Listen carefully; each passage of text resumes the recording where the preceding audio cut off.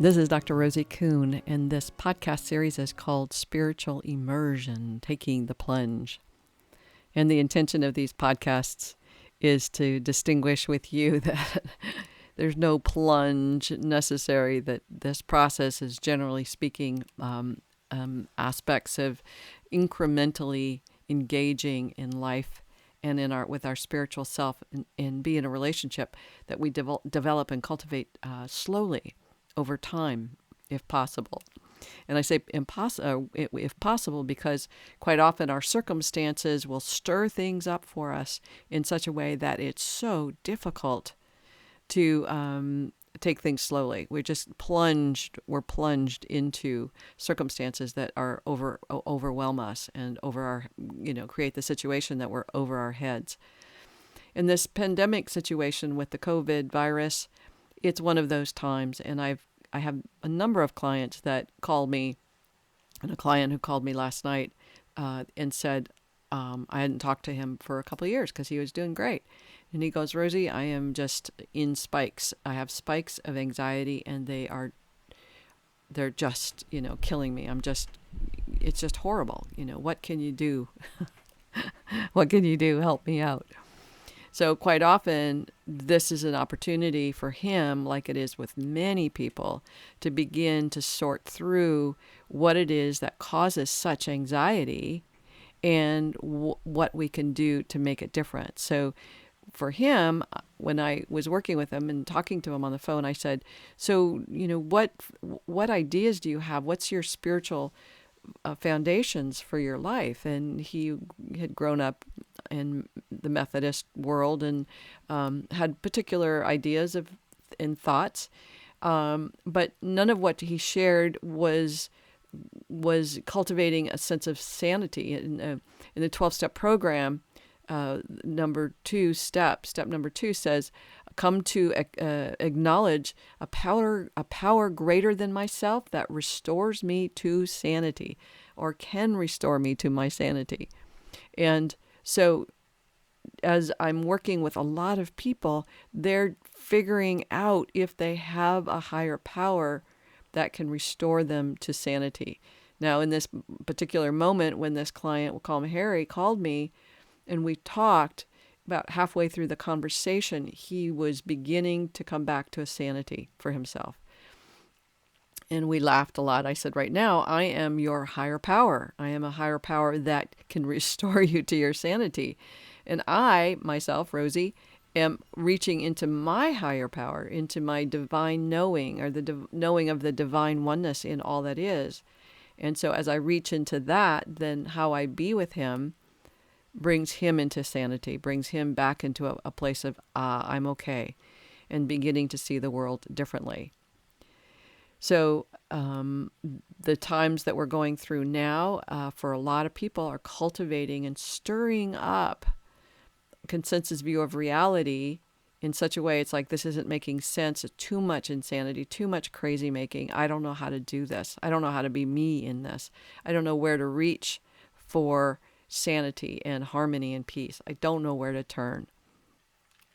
And so slowly but surely, even though there's these spikes for Harry of anxiety, which in a sense is there's the spikes of these places of insanity, like nothing I do makes me feel better. That's a sense of insanity, because we want a knowing that holds all of it. So, and that's what this work is the more that we cultivate an overview, an outline, a perspective that holds all of this human spirit dilemma phenomenon, then we can come into a place of peace with what is, rather than making craziness out of it. In the United States right now, our leadership is not creating peace for people. It's not creating harmony for people. It's creating more anxiousness and insanity. It doesn't make sense for so many people. And so what we do is we begin to focus on and blame and point the finger at them, at their lack, at their incompetence, in their not knowing, in their ignorance. And we point the finger at other people sometimes. And that is that's something I think we do more often than not, and we don't even know we're doing it. Quite often, I have states of insanity and anxiousness. I have states of uncertainty and incompetence. I don't know what the heck to do from time to time. And quite often I'll look to somebody else and say, well, they're the problem. The problem is out there. And what that does is I get to be right about them. I get to be right about my feeling like a victim. I get to feel right about a lot of things. And from that righteousness, I'm in a place of invulnerability. I'm in a place of no wrong, no harm, no responsibility. I don't have to be responsible for how my life is right now, currently. And this, I'm kind of struggling here a little bit because there's always two elements of this process. One is our consensus view of reality, how we are trained to think and feel and be in the world. And then we have spiritual principles that we're trained in, for some of us, to think and feel and live in.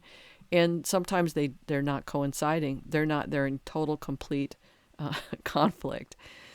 And so that's the same with when I am in a state of separation of me from them, then I get to be the me who's having this situation and them over there. And I'm projecting usually wrongdoing or harm. And so part of this is really challenging for us because it's like, if I'm thinking of wrongdoing and harm, or they're bad and I'm the consequences, I lose, or I'm unworthy, or I don't get because they are who they are, then it sets me up as a disempowered individual. And this is another big part of the conversations that's going on in the United States right now, is the disempowered individual. And the fact of the matter is we all, inside our humanness, live in this place of disempowered person.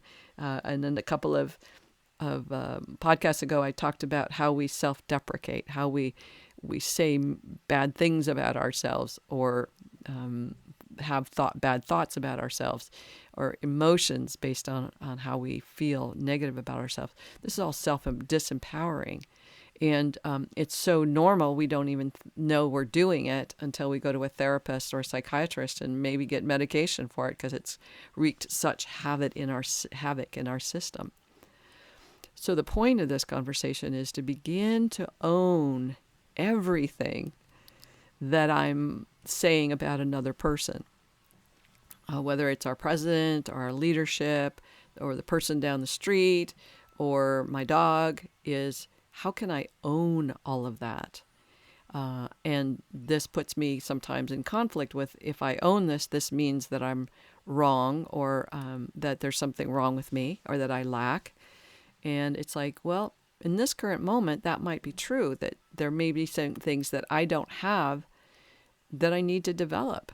But if I don't own that I don't have it, or that my perspective is harming me or another person, then I can't create another perspective. I can't create more tools or a new outlook to help me and support me. A good example of this is when I separated and divorced from my second husband in 2012. That's 8 years ago. And for the longest time, I could not forgive him. And I thought about all the other relationships that I've had in the past, and how come I can forgive them, but I can't forgive this guy? Like, what's that about? And it's about me. It's not about him.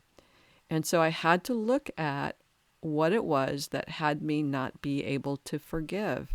What was it that I was holding on to? What's the benefit for me of being unforgiving? And when I looked at it, it was like, okay, I'm not taking responsibility for choosing to stay. I can't help that he was doing what he was doing, or being the way that he was being. He was just being himself, period. I chose to stay. I chose to engage in ways that was the way I chose to engage and stay. I'm responsible for that 100%. And so to own the partnership in that, owning the responsibility that I stayed was a huge thing. He didn't make me stay. I stayed. I made choices. And that's true with other elements of life where, in fact, I was talking about a conversation I wanted to have with a friend of mine. And my fear was that she would get angry with me or pissed off and that she wouldn't be able to handle it. And then I had to really own my own, what's really true for me, as opposed to projecting those things onto other people. We do this all the time, and it's so part of our entrainment, we don't even know we're doing it. So the point of these podcasts is to maybe help bring some awareness to this process of what we're doing that's limiting our capacity to really love the way we want to fully be the potentiality of all we want to be in the world. And we have to continue to look at, okay, who am I in this relationship? Who am I as an American? Who am I as a United States citizen? Who am I as a person of this partnership with my friends and family? Who am I and how am I showing up? And focusing more on that than focusing in on how they're showing up. And as I begin to own more and more of how I'm sharing and how I'm showing up, the relationship changes. Because I'm being responsible for my stuff, I'm not imposing that on other people. Even if I'm not saying it, it's something that I'm doing. Most of my life has been that projection, that they're doing this and the consequences is I'm this, as opposed to, no, I am really creating all of it. And the more that I can own that, and the more that I can get out of my need to be right about everything, then things start to shift in a really beautiful, wonderful, humorous way. And that's what I want for all of us. So that's pretty much it for today. If you'd like to email me, leave me a comment, or you have questions, or if you're interested in some coaching, just email me at rosie@theparadigmshifts.com or visit my website, theparadigmshifts.com, for blogs and videos and other offerings that are there for you. All right, big hugs. Bye for now.